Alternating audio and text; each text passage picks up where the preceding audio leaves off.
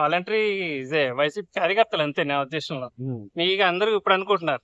నేను స్టార్ట్ చేసినప్పుడే తెలుసు అది వాళ్ళ కార్యకర్తలని. జనాలకి 5 సంవత్సరాలు పట్టింది అర్థం అవడానికి. ఓకే. డే 1 లోనే నాకు guessing they will use for YCP కార్యకర్త. సో ఆంధ్రప్రదేశ్ డబ్బులు ఇచ్చి అఫీషియల్ గా డబ్బులు ఇచ్చి గవర్నమెంట్ డబ్బులు అఫీషియల్ గా ఇచ్చి కార్యకర్తలను పోషిస్తుంది. ఓకే. ఇప్పుడు ఆంధ్రప్రదేశ్ లో ఆర్బీఐ కార్యాలయం లేకపోవడం మీ అభిప్రాయం ఏంటి? రిజర్వ్ బ్యాంక్ ఆఫ్ ఇండియా లేదు కదా, దాన్ని రిజర్వ్ బ్యాంక్ క్లారిటీ ఉండాలి కదా, క్యాపిటల్ లేదని. క్లారిటీ లేని చోట ఎవరు పెట్టరు కదా, ఫస్ట్ క్లారిటీ వస్తే పెడతారు.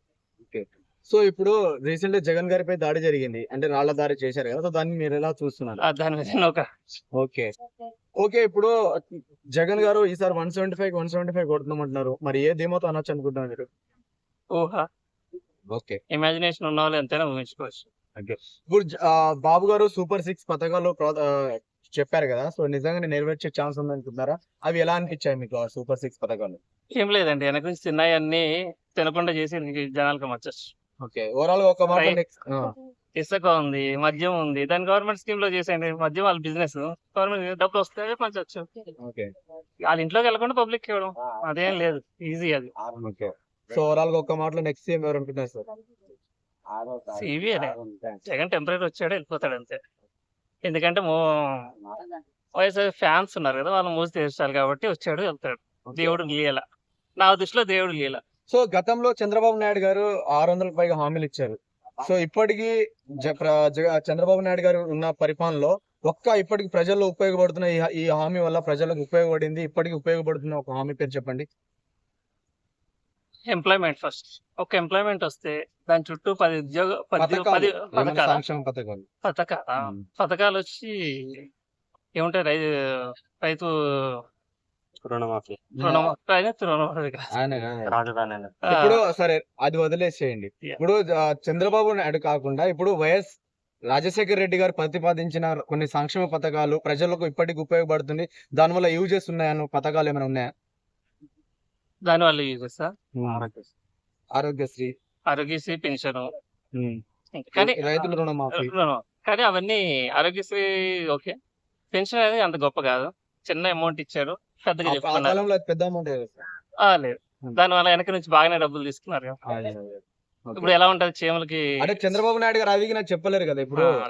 సార్ అంటే 5 years బిఫోర్ 300-400 కరెంట్ బిల్ వచ్చేది, ఇప్పుడు 1500 వస్తుందంట. మరి దాని గురించి మీరు ఏమని చెప్తారు?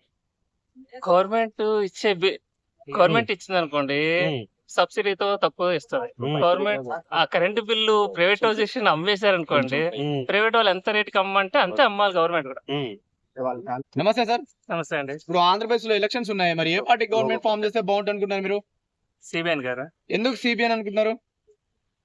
ఆయన విజన్ మన హైదరాబాద్ చూసాం ఆల్రెడీ. నేను కాలేజ్ డేస్ నుంచి ఆయన ఫాలోవర్ నే. ఆయన చెప్పినవన్నీ మనకి 20 years తర్వాత కనబడ్డాయి. అప్పుడు వీడియోస్ మీరు చూస్తే, అప్పట్లో ఎలక్షన్ వీడియోస్ చూస్తే మీకు ఇప్పుడు రిజల్ట్స్ కనబడి ఉంటాయి, మెట్రో గానీ అన్ని. So that's it.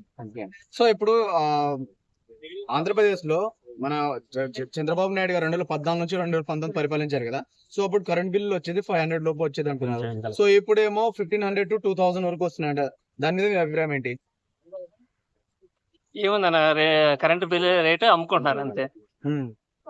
ఇప్పుడు అమ్ముకున్నప్పుడు ప్రైవేట్ గా అమ్ముకున్నప్పుడు డబ్బులు ఎక్కువ తీసుకోవాలి పబ్లిక్ నుంచి, అంతే.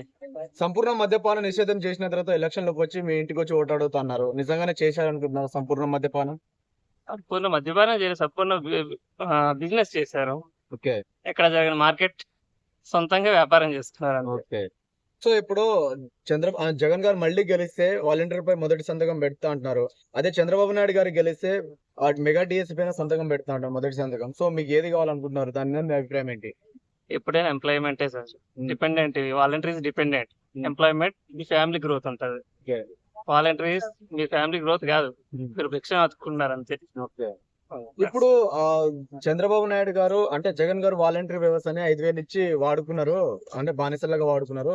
అదే చంద్రబాబు నాయుడు గారు ఏమంటున్నారంటే వాళ్ళని 10,000 ఇచ్చి ఆదుకుంటామంటున్నారు కదా, సో దాని మీద మీ అభిప్రాయం ఏంటి సార్? ఏమో టెంపరీ ఆదుకుంటారేమో, అదైతే